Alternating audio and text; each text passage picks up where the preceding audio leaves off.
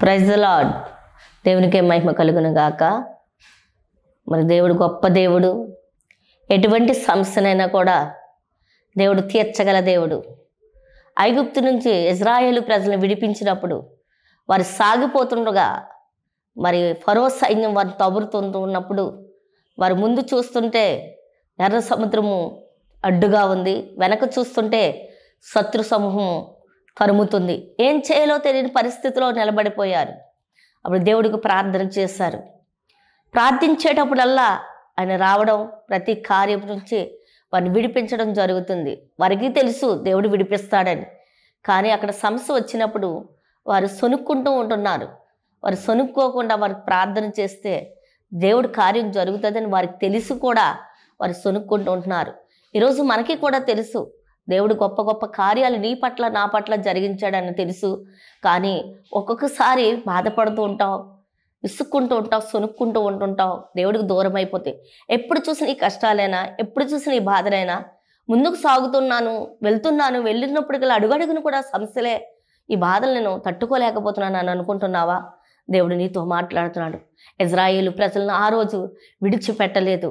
దేవుడు మరి కలుగు చేసుకున్నాడు, జోక్యం చేసుకున్నాడు. కనుక ఎర్ర సముద్రాన్ని 2 పాయల కింద చేసి ఆరిన నేల మీద దేవుడు వారిని నడిపించాడు. సముద్రం అయితే అలాగే ఉంది, కానీ సమస్య మాత్రం అలా లేదు. సమస్యలోనే దేవుడు మార్గం వేశాడు. ఈరోజు నీ సమస్య అలా ఉండదు, కానీ దేవుడు తలుచుకుంటున్నాడు కనుక, దేవుడు జోక్యం చేసుకున్నాడు కనుక నీ సమస్య మరి దేవుడు మార్గం వేయబోతున్నాడు. ఆ సమస్య నుండి నిన్ను దేవుడు తొలగించబోతున్నాడు. దానిలోంచి దేవుడు నిన్ను విడిపించబోతున్నాడు. ఇజ్రాయేలు దేవుడు కాపాడిన దేవుడు ఈరోజు నిన్ను కూడా కాపాడడా? ఎందుకు భయపడుతున్నావు బిడ్డ? భయపడకు. అదిగో ఆ కార్యం చూసి శత్రువులు అక్కడ వారికి తెలిసింది నీ పక్షాన్ని ఎవరున్నారో, ఇజ్రాయేలు పక్షాన్ని ఎవరున్నారో కూడా వారికి తెలుసు. అదిగే అందుకుని అంటున్నారు కదా, మరి నిర్గమకాండము 14వ అధ్యాయంలో ఈ ఆఖరి వచనం 25లో అక్కడ ఫరో సైన్యము మాట్లాడుతూ ఉంటుంది. ఏమంటుందంటే, యెహోవా వారి పక్షంన మనతో యుద్ధము చేయుచున్నాడని చెప్పుకొనిరి. చూసారా, విడిచిపెట్టాడు.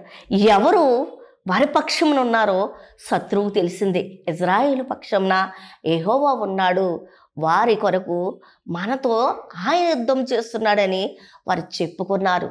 ఈరోజు కూడా నీ పక్కన ఆయన నిలబడ్డాడు కనుక అందుకనే చెప్తున్నాడు.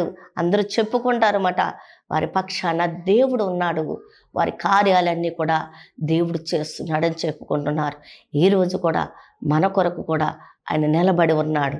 ప్రతి కార్యంలోంచి కూడా మనల్ని విడిపించునుగాక. ఆమేన్.